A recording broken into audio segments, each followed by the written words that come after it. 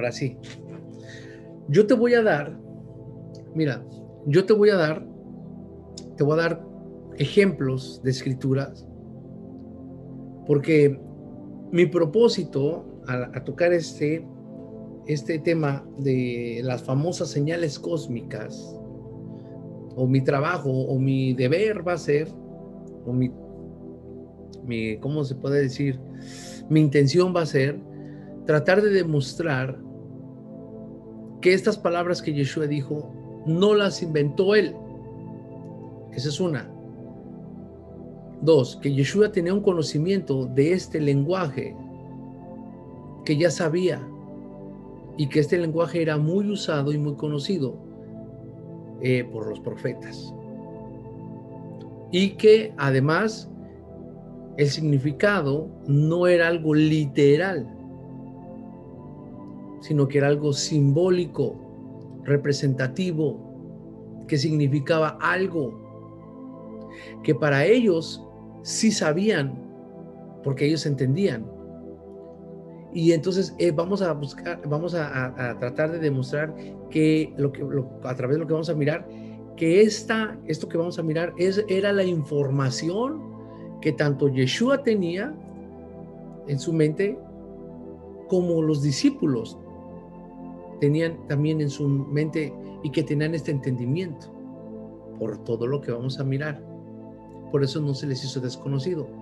Entonces, todo lo que yo te voy a leer, el 90, quiero ser muy exacto, el 99%, ya no 0.9, pero el 99%, vamos a ser más misericordiosos, el 95% del cristiandad, no, estos textos no los ha leído. ¿Por qué motivo no los ha leído? Por lo que te acabo de decir. Porque ellos dicen que el Antiguo Testamento ya no es para hoy, que no hay nada ahí, que ¿qué tienes que buscar ahí? Entonces, no lo lees, desconoces su contenido, desconoces de lo que se trata. Entonces, cuando llegas al Nuevo Testamento, como le dicen, te encuentras como que es algo nuevo, pero no. Yeshua está caminando todavía bajo el Antiguo Pacto, donde la única Biblia que ellos manejan es el Tanaj, Torah, Ketuvim y Nevim y Ketuvim. Torah, profetas y escritos. Entonces, ¿quieres interpretar Mateo 24? Tienes que ir a Torah, Nevim y Ketuvim. Lo que es el Pentateuco, profetas y escritos. Y eso es lo que vamos a mirar. Y vamos a entender todo lo más posible de información que ellos tenían ya asimilado. Por eso ellos entendieron claramente. Para ellos no se les hizo algo raro, no se les hizo de se va a caer las estrellas, el cielo se va a apagar. No, ellos no entraron en pánico. Y ahorita, cada vez que hay un cometa o que pasa algo en el universo, que la gente se asusta. Pero nomás para que te des cuenta, eso es lo que, por eso te estoy diciendo. Vamos con las famosas señales cósmicas. ¿Qué te parece? Sale, mira lo que dice. Vamos a empezar primero con Amós, con el profeta Amós. ¿Qué te parece? ¿Qué te parecerá? Para hacerlo más rápido, voy a usar mi celular. A ver si no se me acaba la pila, se me está acabando. Vamos a usar, para más rápido, para no estar ojeando. Aquí es más rápido. El profeta, quiero que busques el profeta Amós, el capítulo 5, versículo 18, el versículo 18, el 20 al 20, y mira lo que dice.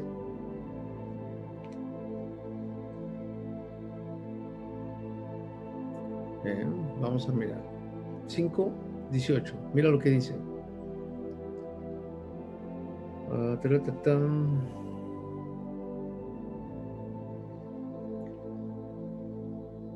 Desde el 16. Por tanto, así ha dicho el Señor Dios de los ejércitos: en todas las plazas habrá llanto y en todas las calles dirán ay, ay.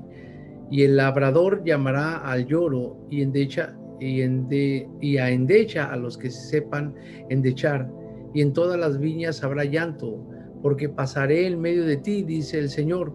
Ay de los que desean el día del Eterno. ¿Para qué queréis este día del Eterno? Será de tinieblas y no de luz.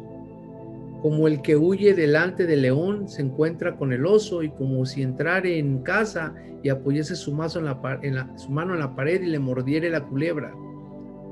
¿No será el día del Eterno de tinieblas y no de luz y oscuridad, que no tiene resplandor?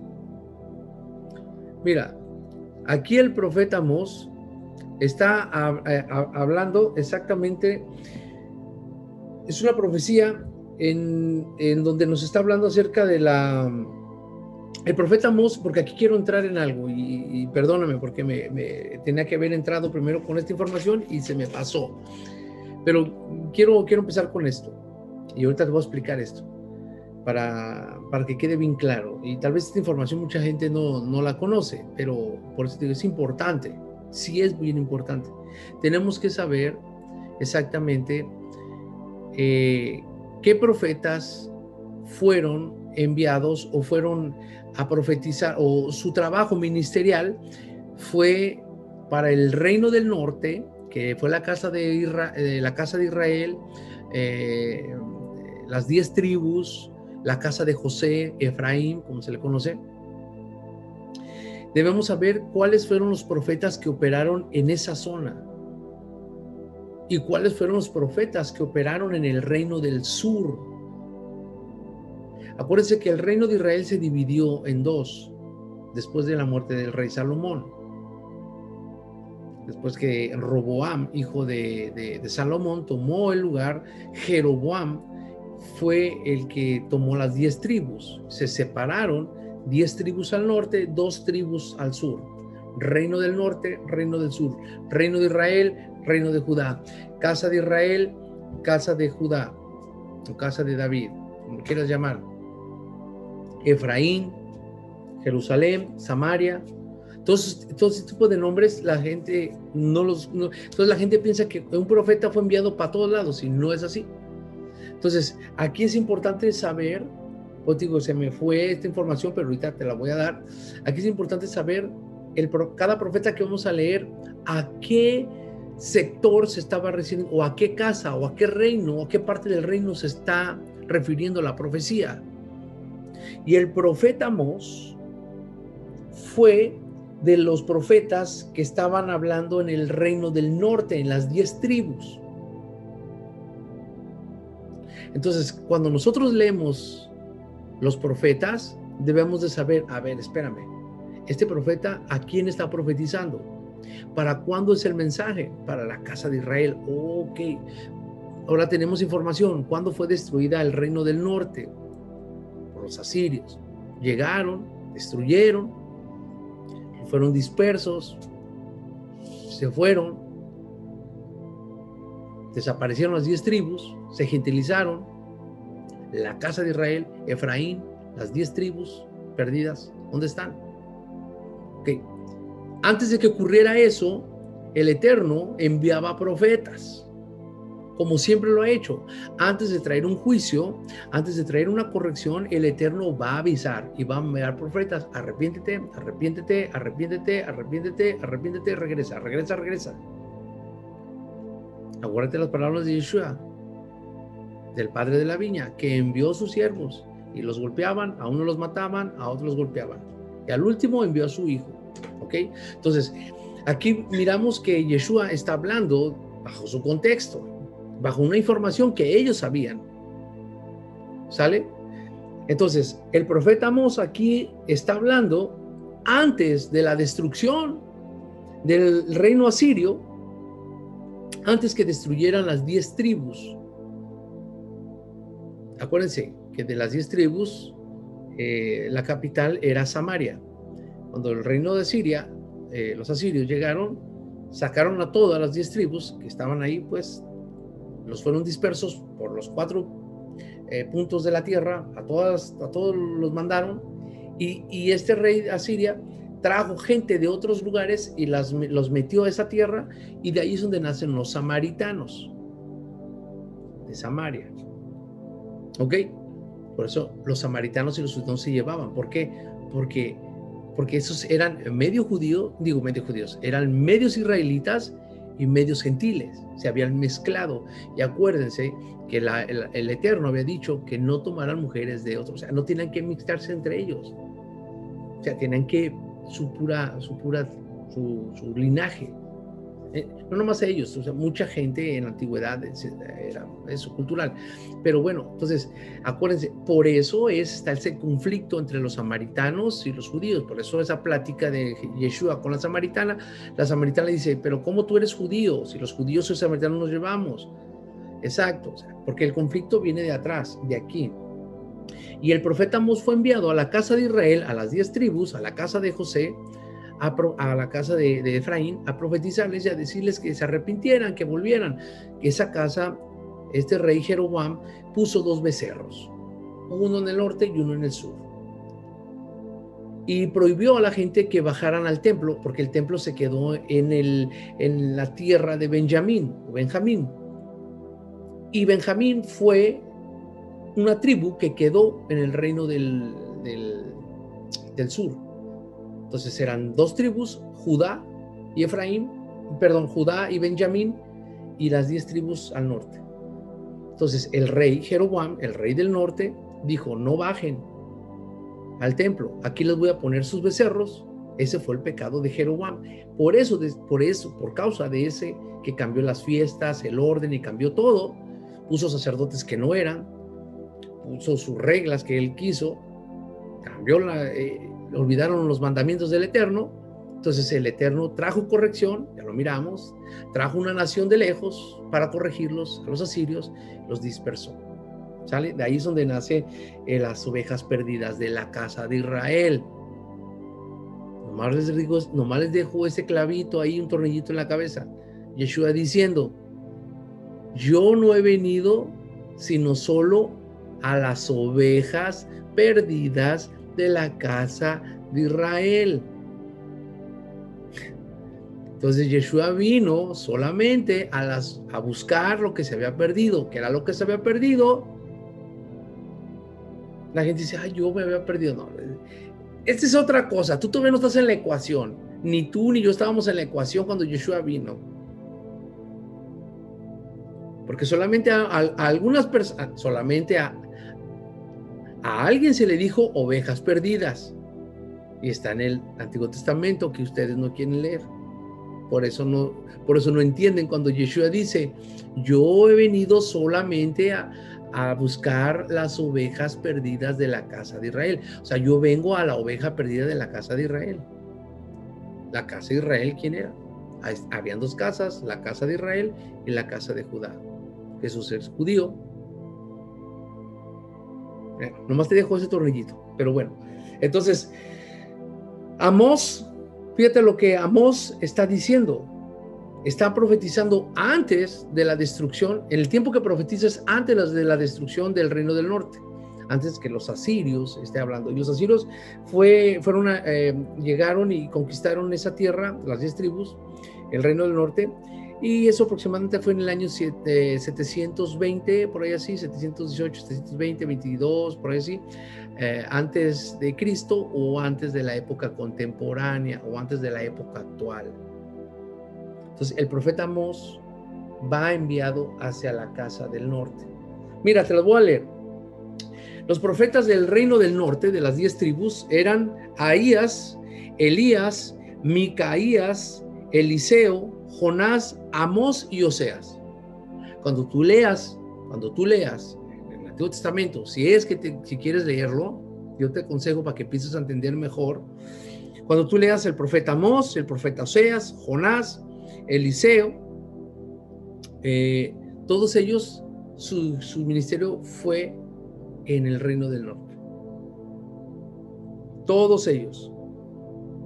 Elías, ¿no era su pleito Elías con Acab y Jezabel? El reino del norte. ¿Ok? Ahora, Abdías profetiza ya después, Abdías profetiza después del exilio del 722 o del 726, o el 720, perdón, del 720 al 722, del exilio del reino del norte. Después el profeta Abdías profetiza pero contra Edom, algo que no tiene que ver con Israel. Y también Nahum profetiza, esto es después del exilio, contra Nínive.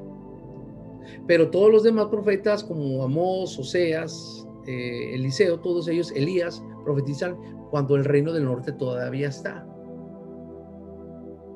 Por eso es lo que te digo, o sea, es información que la gente no sabe, no entiende. Entonces la gente piensa que lee Isaías y dice, hoy se está hablando para mí. No, Isaías fue enviado a un lugar. Ay, pero es que soy muy bonito, se aplica porque yo estoy pasando igual.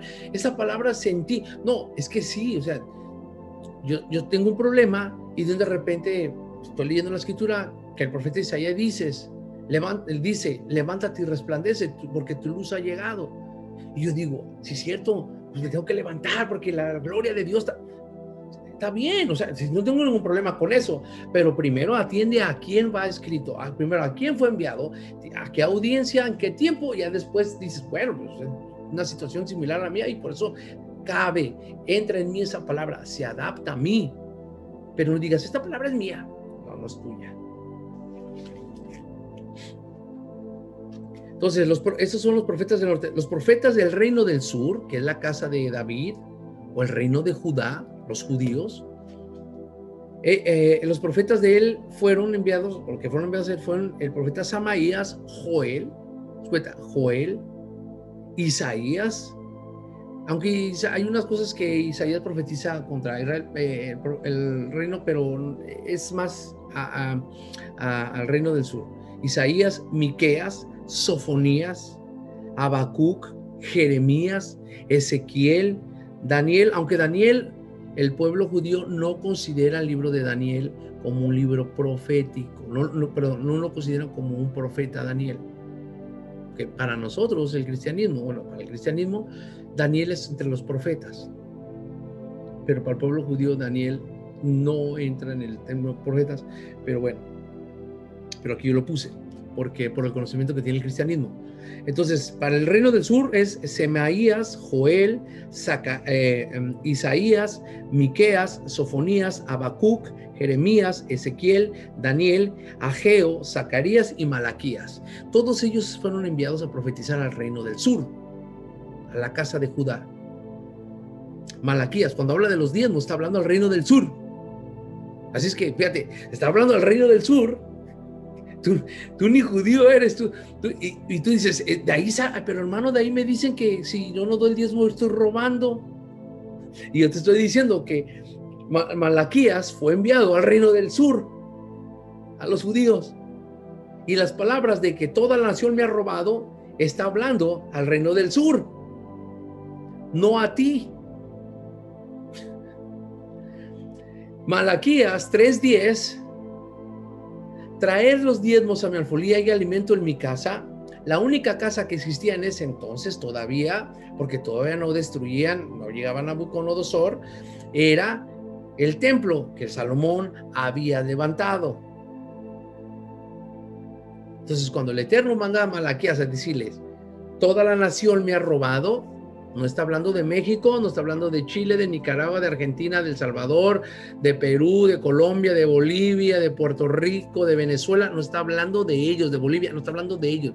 Cuando está hablando el profeta Malaquías, por eso la importancia de saber a quién fue, a qué lugar fue enviado el profeta, a quién iban enviadas sus palabras de primera mano, la primera audiencia, la persona que tiene... Malaquías, ¿quién era su audiencia? El reino del sur, la casa de David. ¿Qué estaba haciendo la casa de David? Ya les habían mandado a varios profetas. Arrepiéntense. Ya castigué a su hermana, a Samaria. ¿Quieres también tú ser castigada? Esos son los profetas que están hablando. Lo que les pasó a tus hermanos del norte, a las 10 tribus, te va a pasar a ti. No entendieron. Vea la película de Jeremías. Entonces, cuando Zacarías dice, toda la nación me ha robado, se está refiriendo a la casa del sur, a la casa de Judá. Pero como los pastores ahora están sacando que eso es para nosotros, por eso te dicen, aquí dice, Malaquías 3:10, malditos sois con maldición, porque toda la nación me ha robado, dice el Señor. Así dicen. Ahora, trae los diezmos al alfolí, no te hacen al alfolí y te enseñan una canastita.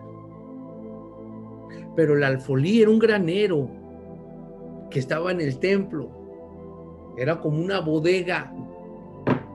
Y hasta eso demuestran los pastores su ignorancia. Porque el alfolí no es un saco, una bolsita, no es una canastita donde echas el dinero. Ese no es el alfolí. El alfolí es como granero, como una bodega. Y ahí almacenaban, porque el diezmo no era dinero, eran especies, eran cereales, era trigo, cebada, todo lo que hubiera de alimentos, animales, todo lo que más que animales eran el grano, uvas, vino, aceite, cebada, harina, trigo, todo, ¿sale? Y de ese diezmo que daba la gente, que el Eterno les pedía a los del reino del sur, porque la casa del norte ya no existía, porque ya estaban dispersos, no les va a pedir a ellos que ya no están. De esa casa, de eso, el Eterno decía, traigan el dinero, traigan que a veces me está pegando carne cochina, traigan sus diezmos al alfolí, dice, para que haya alimento en mi casa.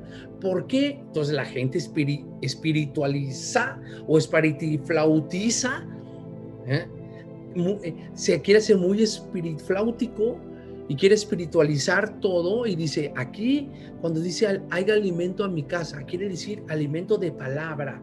No, ahí no está hablando de alimento de palabra. ¿Quién te dijo? Está hablando de alimento de pipirín, de comer. No está hablando de alimento de palabra, porque la gente piensa que los sacerdotes eran un servicio como los que dan los sacerdotes de la iglesia católica, o eran servicios como los que hacen los pastores en las iglesias de hoy en día. Ese no era el servicio. ¿Quién te dijo que eran los servicios del templo así? Por eso te estoy diciendo que todo está mal. O sea, todo el cristianismo está volteado de cabeza y no han entendido.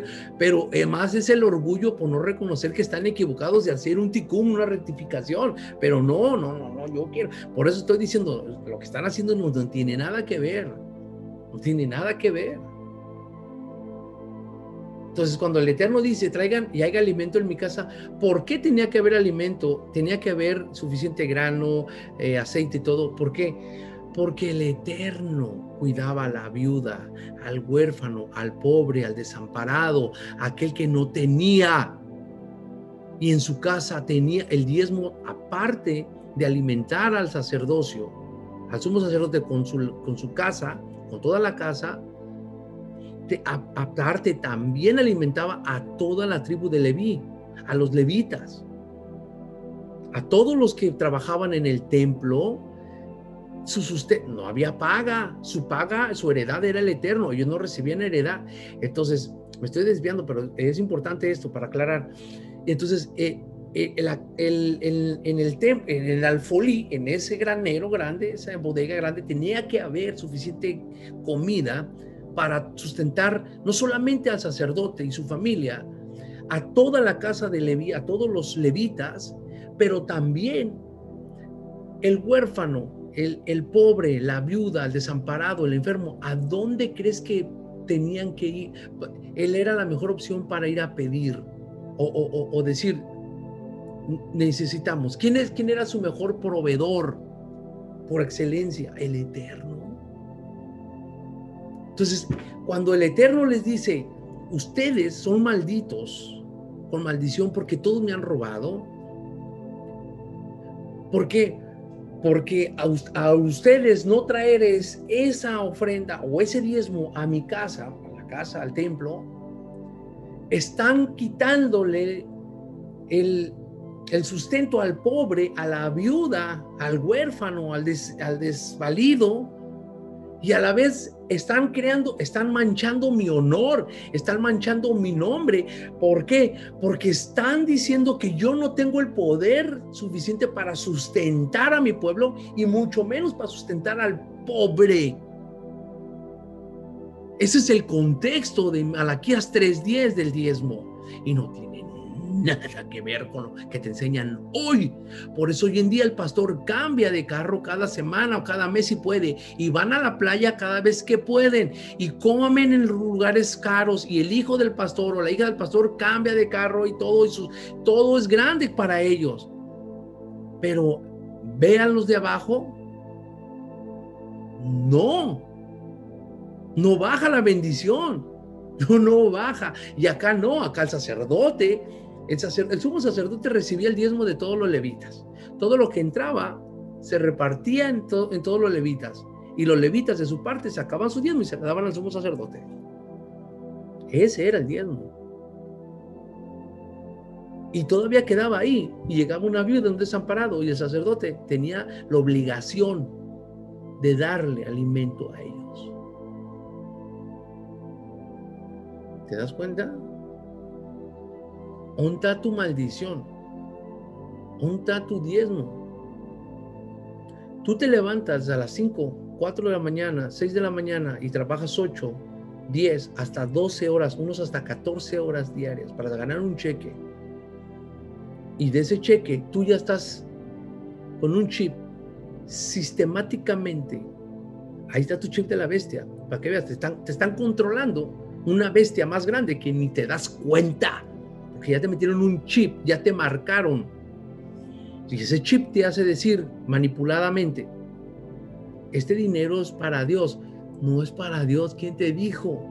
Porque esos $100, esos $200 que tú das, semana tras semana, 80, 50, lo que tú estés dando, no me importa, lo tengo que hablar así claramente, que estás dando de diezmo, a ti te costó 8 horas, hasta 40, 50 horas de trabajo. Escúchame, no estoy hablando que no den, escúchame por favor. Se tiene que apoyar la obra ministerial de las personas, se tiene que pagar luz, se tiene que pagar, y tiene que recibir un sueldo el pastor, y tiene que comer. Yo no estoy en contra de eso. Aquí estamos hablando de la manera como manipulan para sacar dinero, por el exceso que demuestran muchos líderes, tanto en su manera de vestir, y no estoy hablando porque pues, cada quien se puede vestir como le da su gana, pero estoy hablando en toda la exageración que obtienen, porque el pastor se va bien rápidamente para arriba y el pueblo cada vez para abajo. En serio te lo estoy diciendo. Yo nomás te lo estoy diciendo.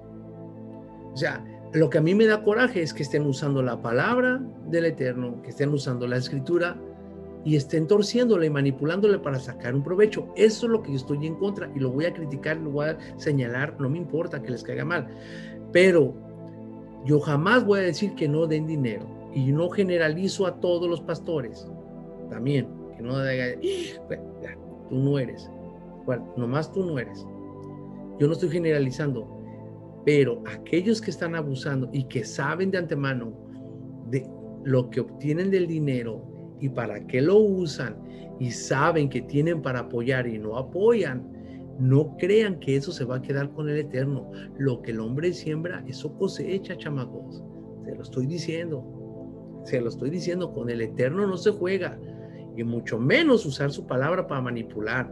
Tarde que temprano, dice la Escritura, tu pecado te va a alcanzar. Yo más se las aviento así, para que al rato me digan, pues yo no sabía que brincarme allá era malo. No, la ignorancia el hecho que tú desconozcas esa ley o que tú desconozcas eso no te exime de la culpa ni la responsabilidad. Yo no sabía que no pasarme la luz roja. El policía te va a decir, híjole, pues sí, bueno, ya vas a ver. ¿Y sabes cómo vas a ver? Cuando vaya a pagar este ticket. Vaya ya a la comisaría. Sencillo. ¿Y de qué estábamos hablando? El profeta Amós. Entonces, Malaquías, ese es el contexto. Entonces, aquí cuando está hablando el profeta Amós, fíjate lo que está diciendo el profeta Amós. De hecho, el versículo, el capítulo 5 dice, oíd la palabra, empezando, oíd esta palabra que yo levanto para lamentación sobre vosotros, casa de Israel. Cayó la Virgen de Israel y no podrá levantarse ya más. Fue dejada sobre su tierra, no hay quien la levante. Porque se ha dicho el Eterno tu Dios, la ciudad que salga con 1000 volverá con cientos.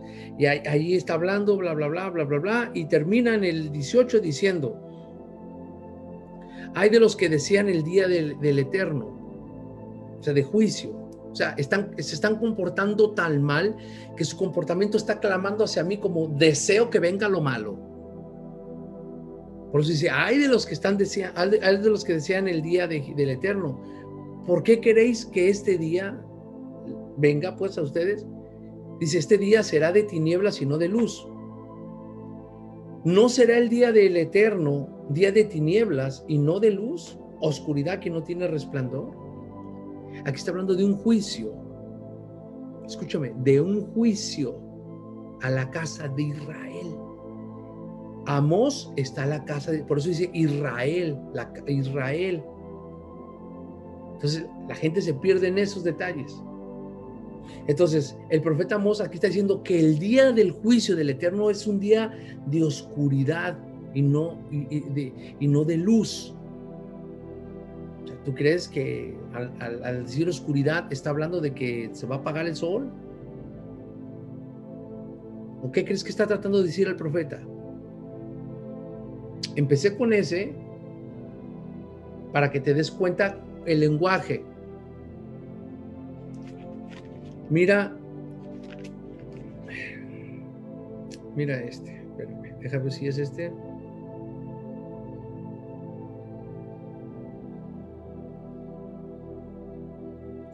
Mira, ahí mismo, Amós 8, capítulo 8, del 7 al 9. Y el Señor tu Dios juró por la gloria de Jacob, no me olvidaré jamás de todas tus obras. ¿No se estremecerá la tierra sobre esto? ¿No llorará todo habitante de ella? Subirá toda como un río y crecerá y mermará, como el río de Egipto. 9. Acontecerá aquel día, o sea, el día del juicio para la casa de Israel, cuando vinieron los asirios, la destrucción del reino, está hablando de ese día. Escúchame cómo ellos, los profetas, están hablando de un día de juicio y cómo este profeta le da el énfasis con un lenguaje y apuntala la información para que en las mentes les llegue esa palabra y les impacte cómo usan su lenguaje figurado, exagerado, apocalíptico, cómo lo usan para decir solamente viene un día de juicio donde va a pasar esto, se acabó. Acontecerá en aquel día, dice el Señor tu Dios, que hará que se ponga el sol a mediodía, o sea, el sol al mediodía, y cubrirá de tinieblas la tierra en el día claro. O sea, la gente que está oyendo, ¿tú crees que si lo agarran literal, el Eterno vas a agarrar el sol, lo va a poner como al mediodía? Al mediodía es donde está en su punto más alto el sol, y es donde está más luz, hay más luz que en todo el día. Pero hace el contraste, pero en ese día, en esa hora, cubriré de tinieblas la tierra. O sea, ¿tú crees que está hablando de toda la tierra? Pero se está hablando la profecía a la casa de Israel, que los va a destruir.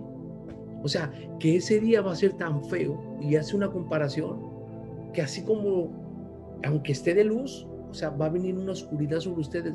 O sea, viene el castigo, viene el juicio. ¿Cuándo ocurrió eso? En el 720 o 722 antes de Cristo, antes de la época contemporánea, antes de la época actual. Llegó el reino de Asiria, entró a Israel, destruyó a las 10 tribus. Ese día de tinieblas, ese día de luz se convirtió en oscuridad.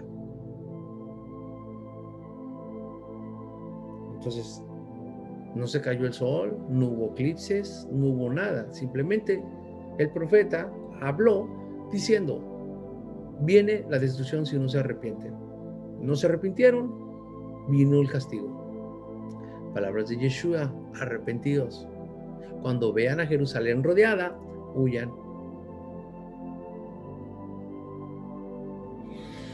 Amós. Ahora quiero que me acompañes a Isaías. Aquí ya es donde ya entramos a los más sabrosos. Mira, vamos a Isaías. ¿Sabes qué? Voy a usar este porque este se me está acabando la pila y no quiero que me quede. Y este me queda un poquito más. Sí, el otro me queda como 2%. Vamos y te voy a buscar en la misma Reina Valera, porque estamos leyendo Reina Valera. Ahora sí vamos a entrar a lo sabrosón. Vamos a Isaías capítulo 13. Y aquí ya es más claro. Aquí ahora sí vas a entender. Vas a decir, ay, hermano, yo no había mirado eso, hermano. ¿Por qué no me decían eso? Mira cómo empieza. Isaías 13 del 10 al 13, pero yo te lo voy a leer todo corrido. Dice, profecía sobre Babilonia. Acuérdate, profecía sobre Babilonia o profecía contra Babilonia. No profecía contra Israel, no profecía contra la casa de Judá ni la casa del norte, no. Profecía contra Babilonia. No se te olvide, contra Babilonia. Porque entonces te va a olvidar. Profecía sobre Babilonia revelada a Isaías, hijo de Amós. Levantad bandera sobre un alto monte, alzad la voz a ellos, alzad la mano, para que entren por puertas de príncipe. Yo mandé a mis consagrados, asimismo llamé a mis valientes para mi ira, a los que se alegran con mi gloria. Estruendo de multitud en los montes como de mucho pueblo, estruendo de ruido de reinos, de naciones reunidas. El eterno Dios de los ejércitos pasa revista a las tropas para la batalla. Vienen de lejana tierra, de lo postrero de los cielos, el Señor y los instrumentos de su ira para destruir toda la tierra. ¿Profecía para quién? Contra Babilonia. Entonces, ¿de qué tierra está hablando? ¿De toda la tierra o de la tierra de Babilonia? No te pierdas. Aullad, porque cerca está el día del Eterno, el Señor vendrá como asolamiento del Todopoderoso. Por tanto, toda mano se debilitará y desfallecerá todo corazón de hombre. ¿No son las mismas palabras de Yeshua? ¿No lo que dice? Cuando venga todo eso, toda mano se debilitará y desfallecerá todo corazón de hombre y se llenarán de terror y angustia y dolores se apoderarán de todos ellos. ¿No lo que por causa de todo esto las manos de los hombres se debilitarán y es cuando dice, y el corazón de muchos, el amor de muchos se enfriará por causa de todo esto? Son las mismas palabras del profeta Isaías. Pero aquí Isaías está hablando contra Babilonia. Y allá Yeshua está hablando contra la nación, contra los judíos, contra Judea.